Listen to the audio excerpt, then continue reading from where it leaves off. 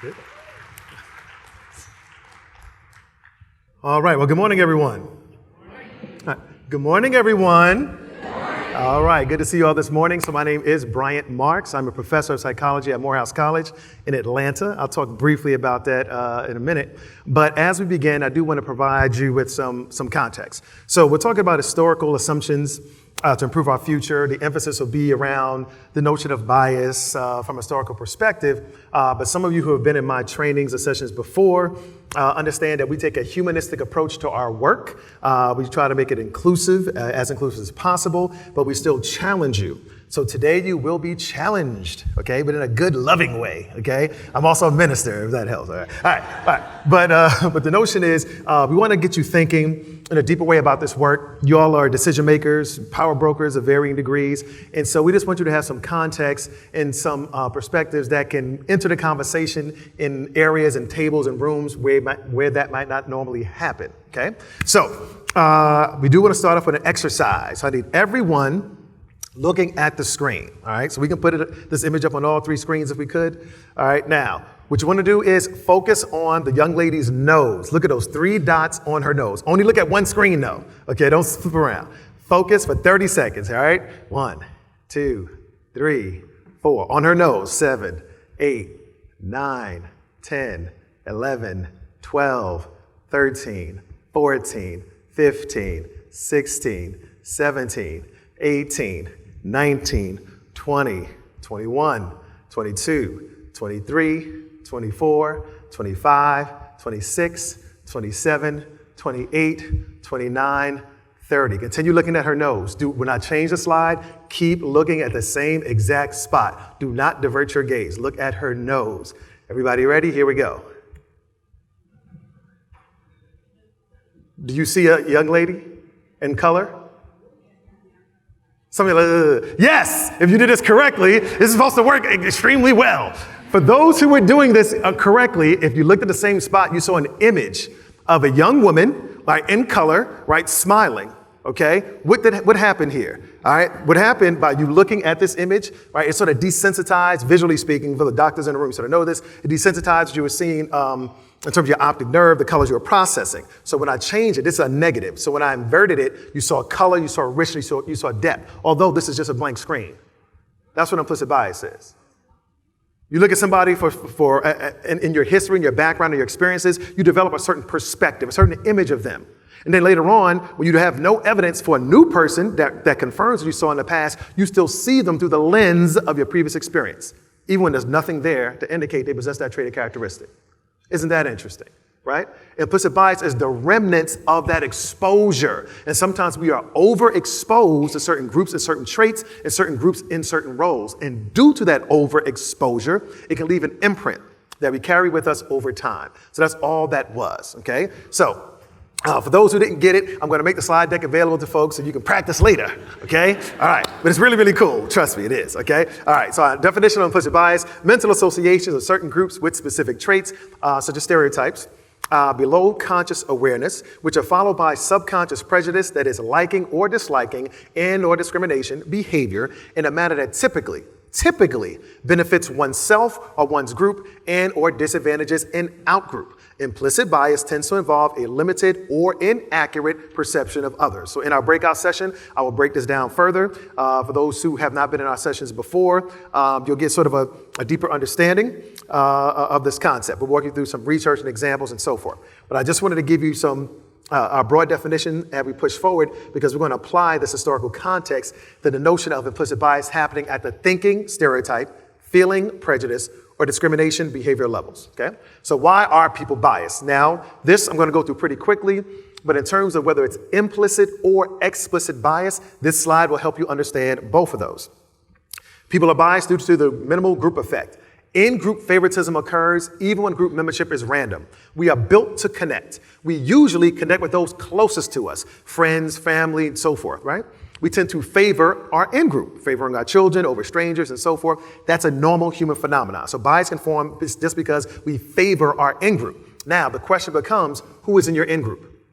We all belong to multiple groups: race, gender, nationality, city, county, whatever the case may be. You define your own in-groups, but you're going to tend to favor your in-group members. Next, why people bias? Competition over scarce resources can lead to intergroup hostility and conflict.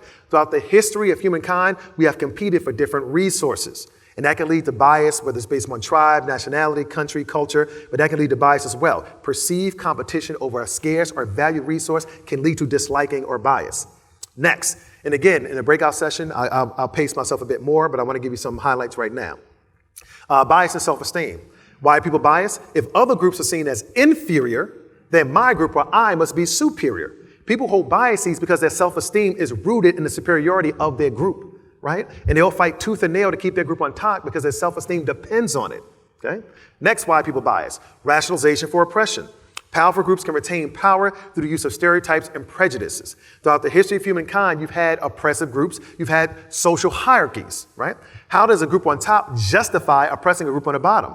They rationalize, right? Tell themselves rational lies, that was good, all right? To justify that oppression. They look different than us, they're not as smart as us, whatever the case may be, but we rationalize oppression. Next, why are people biased? We simply learn it, right? From who? Family, teachers, peers, media, and of course, your personal experience, okay?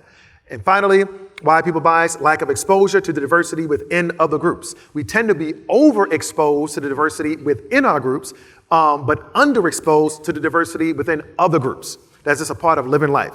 But biases can form because of that lack of exposure. Now, you can actually use these reasons, and there's over 1,000 studies that back up everything you see here, but you can use these reasons to explain both the implicit and explicit racist, sexist, homophobe, etc. Okay? All right, so this is our context. I gave you the definition, and these are the reasons why bias exists. So this is going to be relevant as we push forward with our discussion from a historical context. Some common biases and targets in the United States. Most biases, research shows, arises from external characteristics such as race or gender. So you have, racism, sexism, that sort of thing. Arabs and Muslims, also a common target of bias in the US, particularly since 9/11. People who are overweight, common target of bias. LGBTQ communities, common target of bias. Undocumented individuals, common target of bias. The elderly, common target of bias, okay? So these are popular bases of bias in the US throughout our history, but racial bias has had the most significant historical impact on the development of the United States. And I'm gonna walk you through what that looks like. But our biases in the US, these are what the research shows or tend to pop up as the most common and most strong in terms of the magnitude or degree of those biases at an implicit level, So what we're gonna do now that you have that background, we're gonna address some assumptions.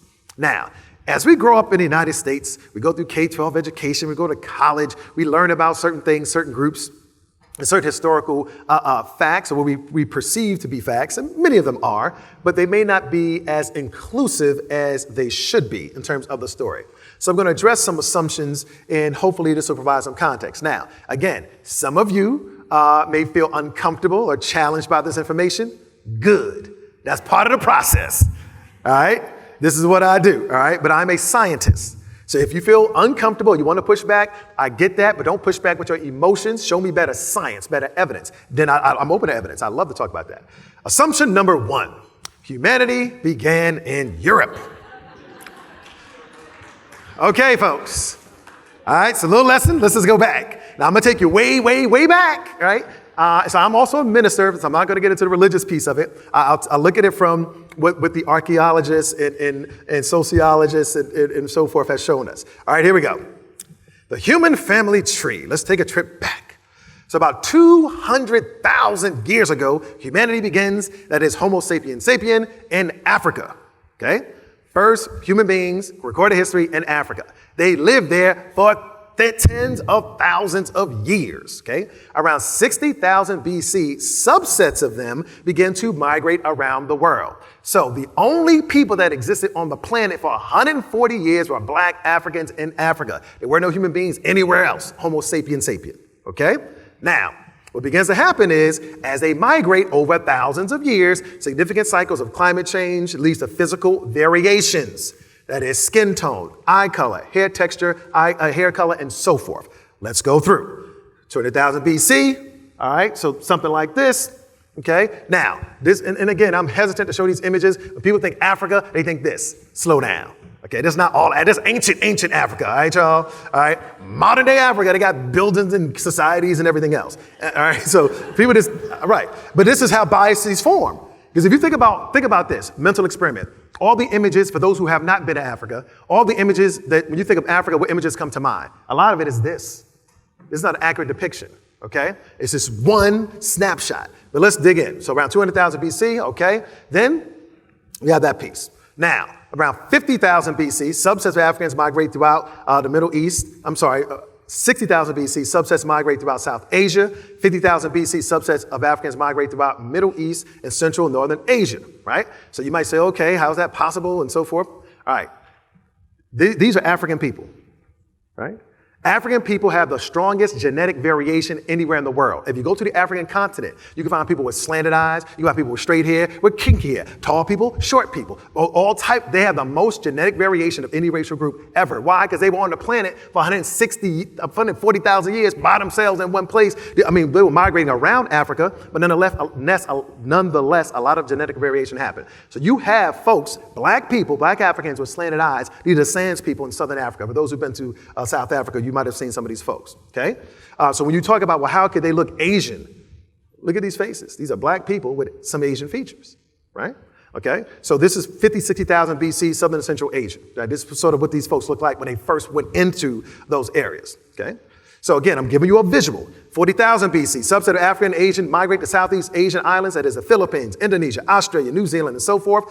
So the early ones look something like this. So these were black Africans who migrated.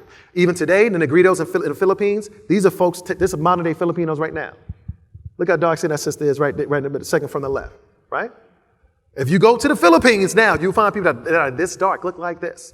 So we talk about genetic variation and how humanity developed over time, and we're going to go through this sort of piece, but this just gives you a sense of how these things are possible, and it varies by region. So let's push forward. Okay, so we got that. Then 35,000 BC, subsets of Africans migrate to Europe. Neanderthals are there already, but they were defeated by the Africans. So the Neanderthals went extinct, defeated by the Africans who were there at the time. So we look at those folks there, something like this, in terms of those early Africans, the features began to change, okay?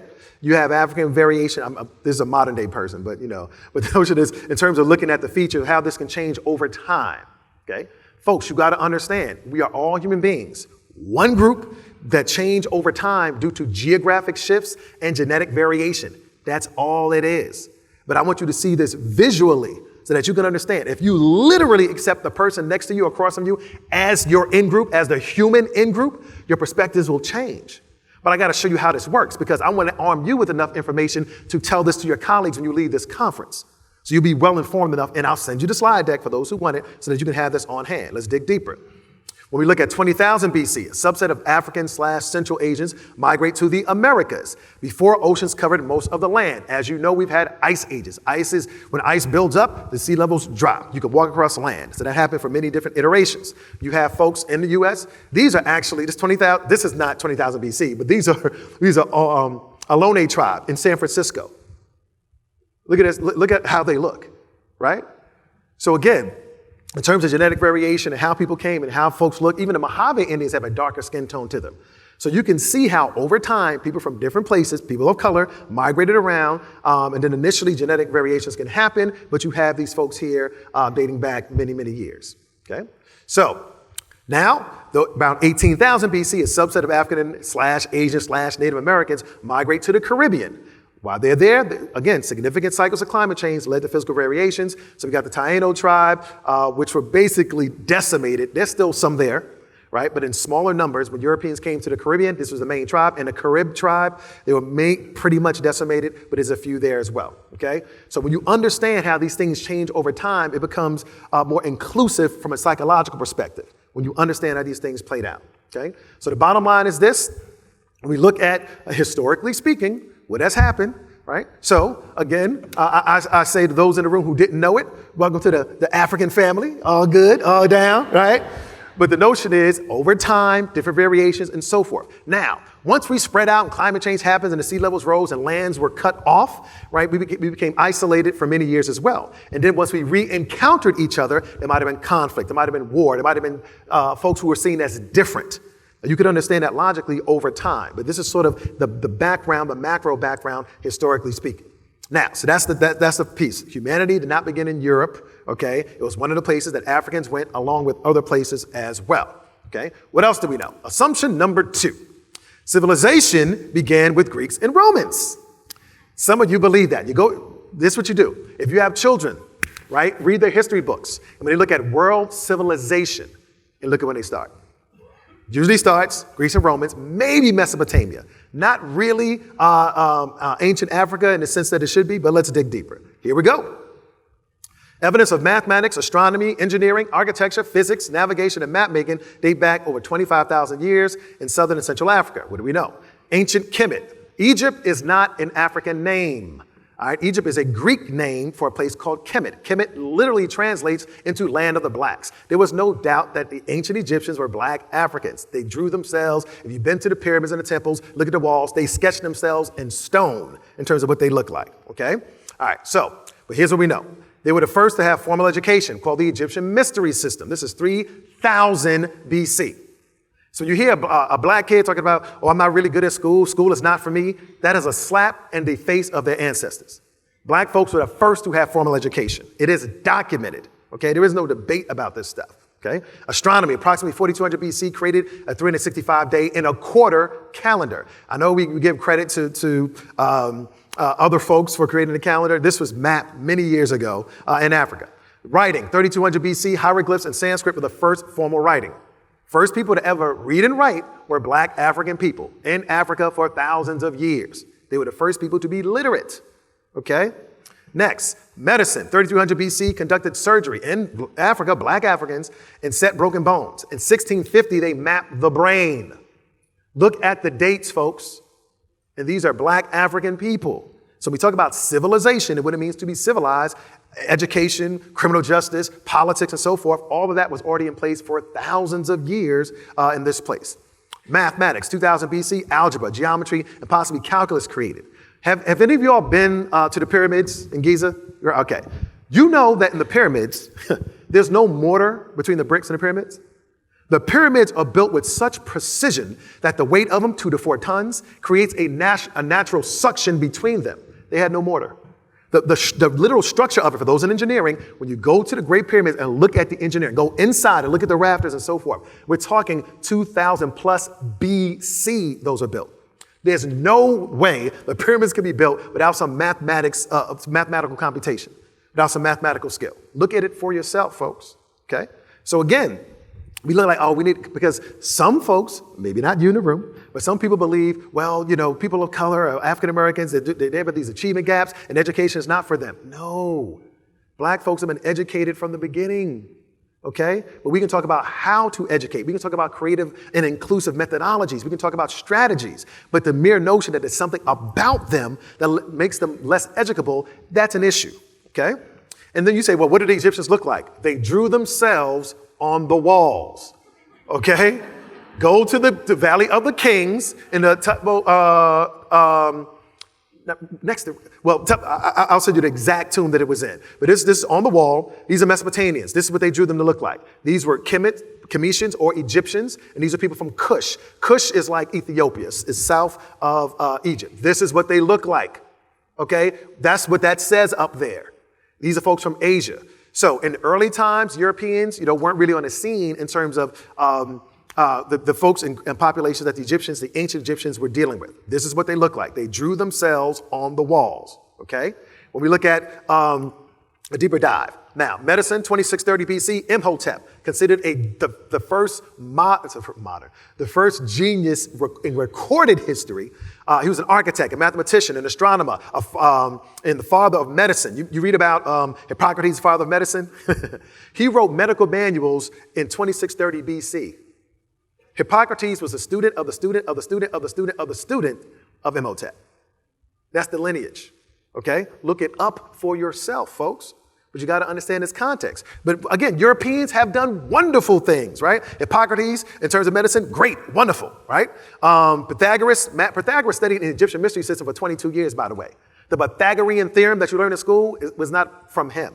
That was an African theorem he took back with him. That was not his. But it's fine that he gets credit, I understand. But you need to know better than that. Here's the question.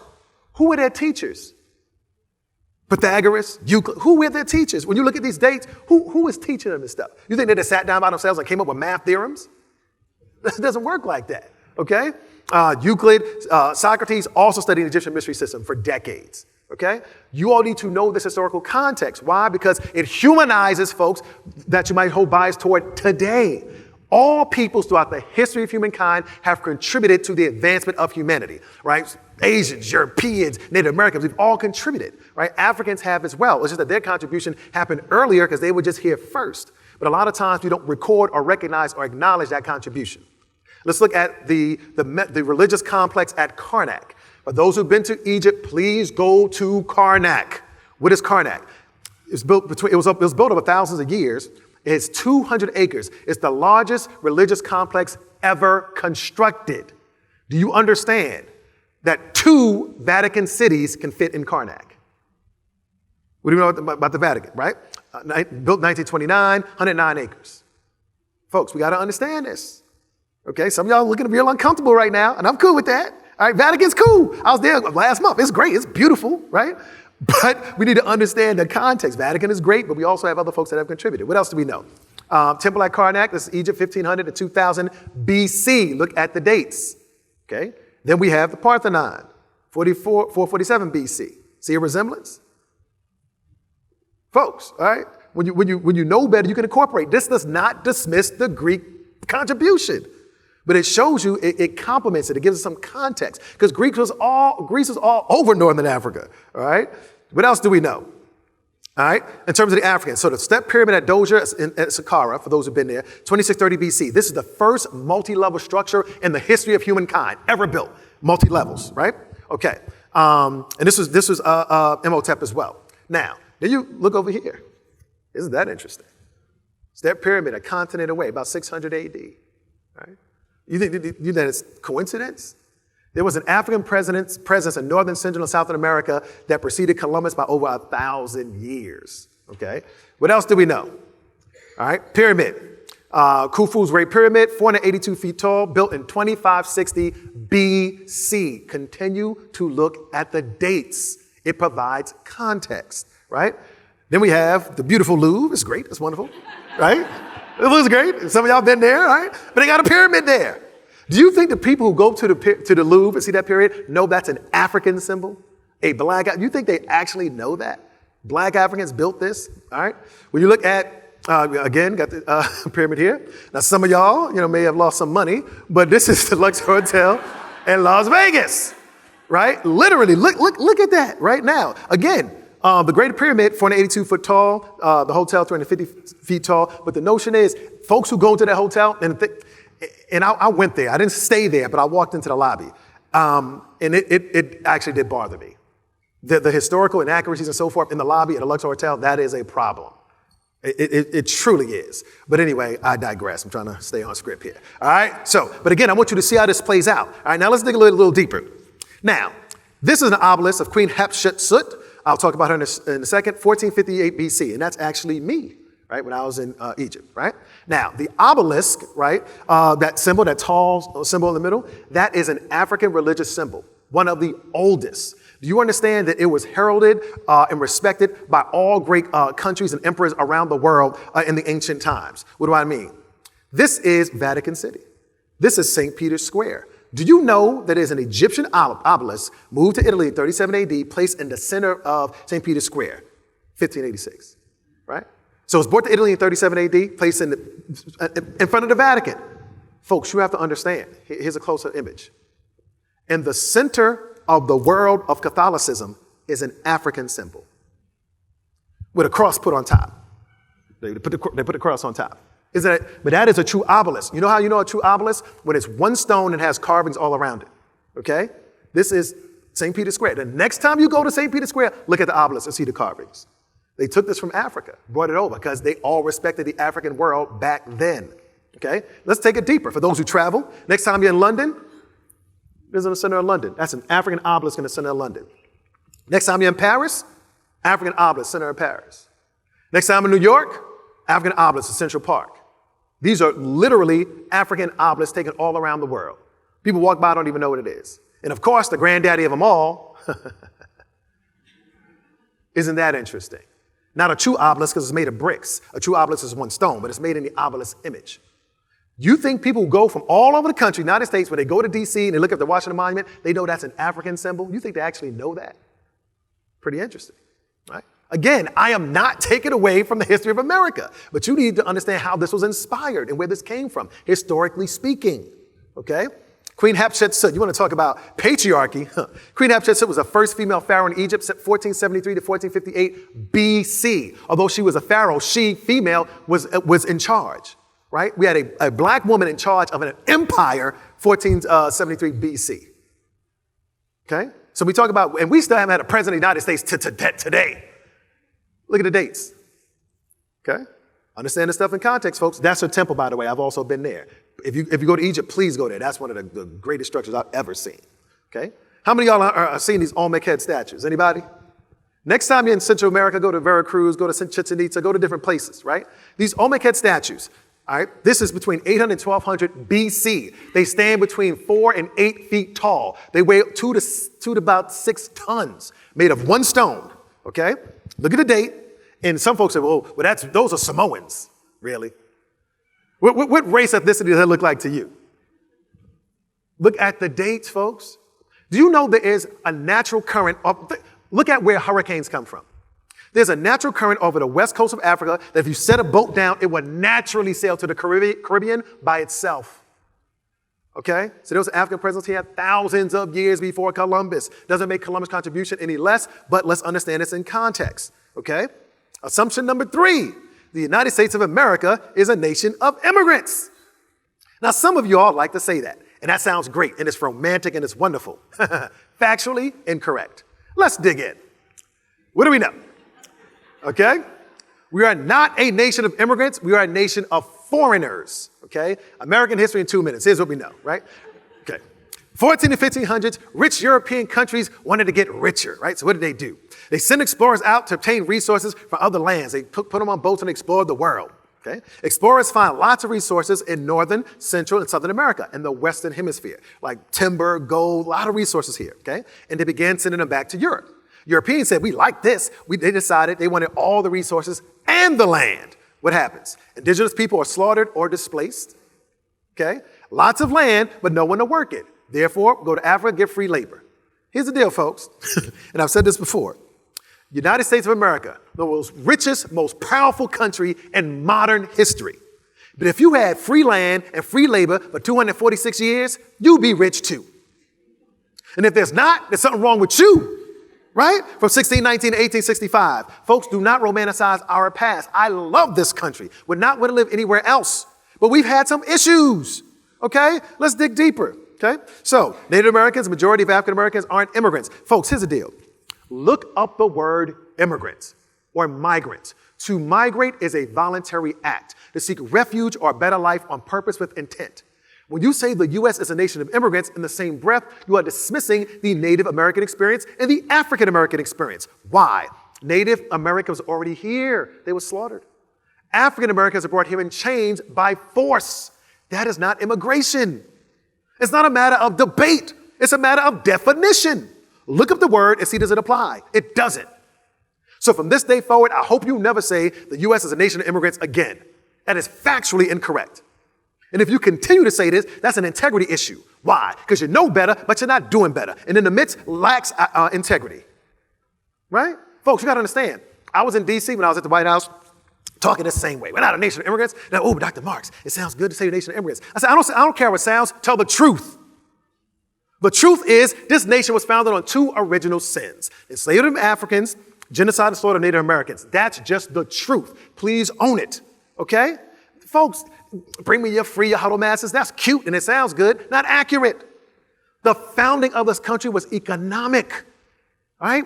resource distribution back to European countries. That's the founding. All that other stuff came later. Matter of fact, some of y'all may feel real hurt about this. Here we go, Statue of Liberty. Some of you heard me talk about this before. What do we know? From the Statue of Liberty Museum, the experts themselves. The Statue of Liberty was created to celebrate freed slaves, right? Not immigrants. Folks, you got to understand. Read about Bartholdi, the French architect of the Statue of Liberty. Read about his memoirs from the French side. Don't read necessarily the American sanitized version. What do we know from Bartholdi? The original intent for the Statue of Liberty was to celebrate emancipation and freedom of slaves in the U.S. It was not about immigration. It was called the Statue of Liberty, not the Statue of Immigration. Look it up for yourself. And some of the original sketch of the Statue of Liberty was actually a black woman, right? But it's that might be too much, right? So he changes to the face of manifest destiny. You see the faces on there today with the torch, right? Matter of fact, one of the sketches is a black woman. She has chains in one hand, has a sort of book or a torch in the other, different sketches, right? But chains dangling from her wrists and broken chains dangling from her feet. When you go to the Statue of Liberty today, you still see it on the feet. If the Statue of Liberty was about immigration, why would you have broken chains on the ankles? Folks, I'm just trying to broaden your perspective, okay? Matter of fact, I'm from New York City. Do you know that New Yorkers and New Jersey people didn't even want the Statue of Liberty? They didn't want to pay for the pedestal on which it would sit. So they got creative and they ran these little contests and things in the newspapers, get them to nickel and dime. It was basically a scam, but they got people to nickel and dime to contribute to build the pedestal. The poem, Bring Me Your Free, Your Huddled Masses, that didn't appear till decades later. It wasn't even on the original pedestal. Look it up for yourself, okay? So again, I know it's romantic and Ellis Island, all that. That's great and that's wonderful. I'm not taking anything away from folks who immigrated to Ellis Island. That's great. But in terms of accuracy, the original intent for the statue was not about immigration, folks, okay? All right, what else do we know? Some of y'all looking real uncomfortable. That's interesting. All right, assumption number 4. All right, here we go. All right, the U.S. truly believing that all men are created equal. Do y'all think the U.S. has believed that all the time? Has it always been the case? All right, let's dig in a little bit. What do we know? Okay, our country's history is riddled with bias. During our founding, what do we have? Native Americans were an afterthought. During our founding, we talk about the 13 colonies, the Constitutional Convention, all that stuff, right? Native Americans, afterthought. Only white males with property could vote. Please understand that. Most low-income whites was catching hell at the beginning of this country, right? Low-income white males couldn't even vote. Women were seen as inferior. Black people were counted as 3/5 of a person or a population. That is, there was a debate in Congress for over 2 weeks, almost had 2 countries until the 3/5 compromise. Folks, you got to understand. They're in the Florida House of Representatives, and they're arguing back and forth. Why? Because the people in the South wanted to maintain slavery. People in the North were sort of indifferent. Some of them didn't want it at all. They were abolitionists. So, but the only people that could vote were white males who owned property. There were more white males in the North that owned property, white males in the South. White males in the North said, good for us. White males in the South said, not so good for us. White males in the North said, what you gonna do? White males in the South said, allow us to count our slaves as 3/5 of a person or 3/5 of their population. Folks, please understand, that is also the founding of the Electoral College. Why? In terms of sending representatives to the House of Representatives and the delegates to elect the president, they said, okay, well, the South, we need more people represented in a House and in a delegate count. Allow us to count our slaves. We don't want to give one person one vote, but allow them to count their bodies to enhance our voting power in the Electoral College and the House of Representatives. Look it up for yourself. So not only do we need to get rid of Electoral College because it's antiquated and so ridiculous in certain ways, it's dripping with bias. It just is, folks. Okay? All right, now, what else do we know? Okay? 1800s, early 1900s. Think about when Russians came, when Italians came, when Polish came, when white European Jews came, and other white immigrants, they were discriminated against, although their descendants quickly blended into society. But let's back that up. Do you know when these ethnic whites came, East Coast, Boston, New York, and certain places, they would, and some people would advertise for jobs. They would literally pull up signs that said, Irish and dogs need not apply. These are white people, y'all, on the East Coast, right? So again, I love our country, but we've had some historical issues, okay? We know about Japanese internment camps, ridiculous. Chinese railroad workers mistreated. Low-income people of all racial groups. So throughout our history, we've had some challenges. Here's a fundamental question for you, because some of y'all are like, you realize we're living in interesting times where people are questioning Americanness, right? Oh, I'm more American than you. I don't let that person come in. They're not really American. They don't speak like us. Here's the fundamental question. If you ever think about parting your lips to judge somebody else's Americanness, here's what I want you to do. First thing I want you to do is ask yourself, What is your American story? When did your people come here? Because in all likelihood, there's somebody in your lineage that came here and they were broke, they didn't speak the language, they were oppressed or set aside in some way. In all likelihood, that's the case for you. Don't romanticize your own past. Do you really know your American story and everything your people did to survive? Everything? Yeah, right? Next thing I want you to do, ask yourself, what is the criteria for who is more or less American? Right? Show me the Americanness test. And then show me your score, right? We got the nerve to talk about who's more American when we all came from other places, right? Isn't that interesting, right? So folks, this notion of who is more or less American, especially as we have these debates about documented, undocumented, and so forth, very slippery, very tricky. Matter of fact, I'll take it deeper. I know I'm on camera, but let's do it. I challenge you with this. Who is more American? The slave or the slave master? What do we say? What does that other document say? We hold these truths to be what? Self-evident. That all men and women are created equal, endowed by their creator with certain inalienable rights. Life, liberty, pursuit of happiness, right? Life, liberty, pursuit of happiness. Who's more American? The slave trying to pursue life, freedom, liberty, and happiness, or the slave master that is keeping him from doing so? Gut check. Folks, it gets deep. What is your criteria? If you're going to judge somebody else's Americanness, show me the criteria and show me your score. And again, I'm saying you in a general sense. I know y'all like enlightened and woke and all that stuff, right? But the notion is, as you go out into the world and you have these conversations, these are things you can bring up, right? Okay, all right. Matter of fact, I'll bring it home to you. California, here we go. California knows how to party. All right, so who is Californian? Let's break this down. The word California, your state, derives from 16th century romance novel by Spanish author Garcia Ordóñez de Montalvo. Sorry about that. I had it just more than great. Okay? From the novel. What happened in the novel? An island called California was very close to the Garden of Eden. It was full of gold, which was ruled by strong and beautiful black women. Isn't that interesting? What do we know? The queen of this island was called Califia or Khalifa. That's where the name California comes from. Look it up for yourself. Okay? Very interesting. Matter of fact, Los Angeles. Do you know the city of LA, again, historically speaking, founded by 44 settlers, Native Americans, blacks, and mestizos. Only 2 are white Spaniards. This city has looked like this room from the beginning. Right?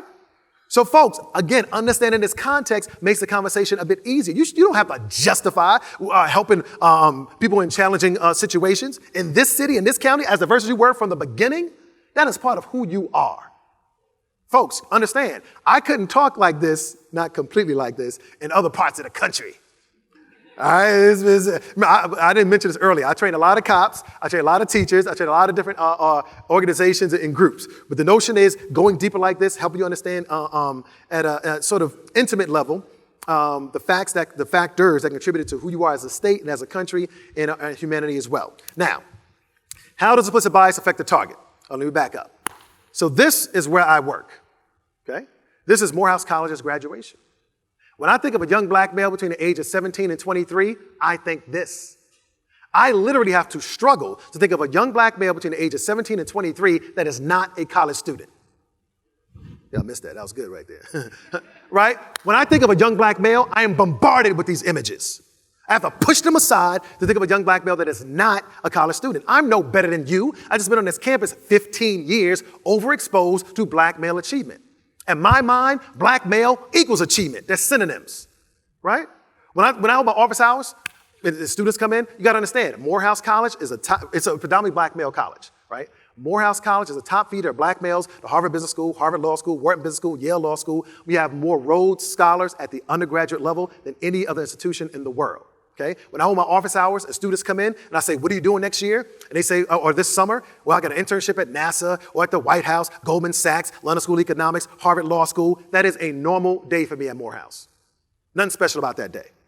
But even if you don't step 1 foot on Morehouse College's campus, you need to know intellectually, understand that this place exists. That there is a place in this world where over 2,000 black males are getting together in a concentrated fashion, and it's not because they're in prison. There's a place in this world of over 2,000 black males getting together in a concentrated fashion, doing something constructive and productive. It's called Morehouse College. Some of y'all have never seen an image like this. A graduating class, all black males with honor cords and all that stuff. Don't judge yourself. You're okay. But that's why we do the work, so that we can be exposed to the diversity that exists within other groups. All right, so here we go. We're about to head towards some solutions here. So bias in the U.S. has contributed to significant disparities and many important life outcomes. Okay, it affects healthcare, education, hiring, promotion, wages, arrests, convictions, sentencing, policy support, mentoring, mortgages, auto loans, business investments, and many other areas. Both implicit and explicit bias, okay, has significant impact. This is documented. In addition to health and education, housing stands out as is being significantly related to multiple important life outcomes. What do we mean? What roughly is your homeless population in LA? Anybody know? Say again? 59,000-ish? Okay. Folks, that's a lot of people. Okay? Let's dig into this housing piece, because it has ripple effects. What do we know about housing?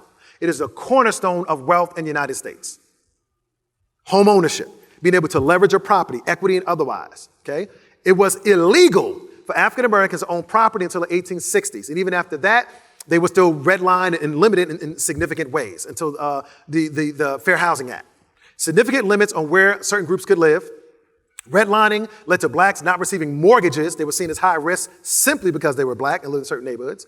Housing discrimination adversely affects home ownership, health, quality of education, gross domestic product, entrepreneurship, crime, employment and income. Just housing. Okay? So imagine you're homeless and how that can affect your outcomes in these areas. Okay? In 1940s, now I'm bringing it home, California, LA, 80% of LA neighborhoods were off limits to African Americans. Documented, 1940s. This y'all, okay? No shade, no judgment, I'm just saying. Describe it, okay? Today, 38% of LA City and County is homeless. 38% of LA City County's homeless is African American, who are 9% of the city and county population. Overrepresented.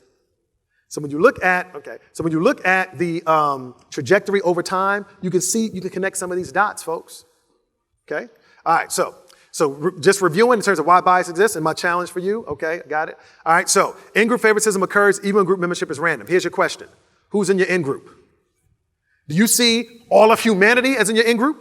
All Americans in your in-group? Or do you have subsets of in-groups? And when you have subsets of in-groups, bias can form. Question, who do you consider an in-group member? In other words, as Jay-Z might say, who you with? All right, who's in your group? As a fundamental question, who do you consider part of your in-group? All humans, race, nationality, state, city, and so forth. Might your perception of in-groups affect your philanthropic decisions? Might you make different decisions if you're dealing with somebody who you perceive to be in your group versus somebody outside of your group? Honest conversation about that. Be honest about that, okay? Bias and self-esteem. If other groups are inferior, my group is seen as superior. To what extent does your self-esteem rest on the status of your racial group or income level? Do you feel somehow entitled because of the group you belong to, or how much money you have, or the power or status you have? Okay?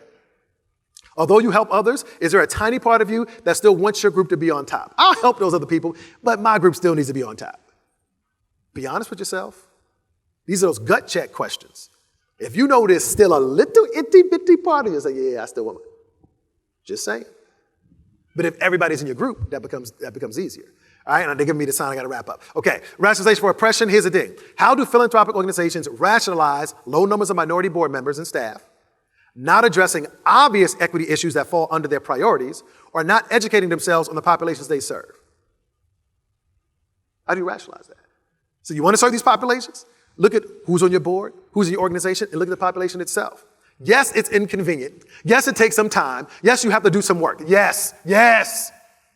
Just accept it, folks. It's part of the process. But if you want to do this work at a deep, impactful level, ask these questions. And don't we don't have that many people apply. Slow down. Don't try to tell me. I'm not going to say where I was. I was at a very, very, very, very, very elite organization. Sat down with the board, 12 board members. All of them were white. No shade on that. White folks do some great work. Wonderful, right? But they were talking about how diverse they were. And I was like, well, what's going on with your board and your senior leadership? Yeah, well, we can't have people apply. On our board, it's the ask. I'm like, wait a minute. This is Los Angeles. I could rattle off 10 Latinos, Asian, black folks right now who could write the check to be on your board. It's not a financial thing. There's something else going on. They were like, oh, humana, like, right? Looking around. Why? Because when they roll off the board, who do they recommend? Their friends. And if their friends look like them and think like them, the board is going to stay the same, right? You have to raise the questions, folks, as uncomfortable as it might be. Socialization and exposure.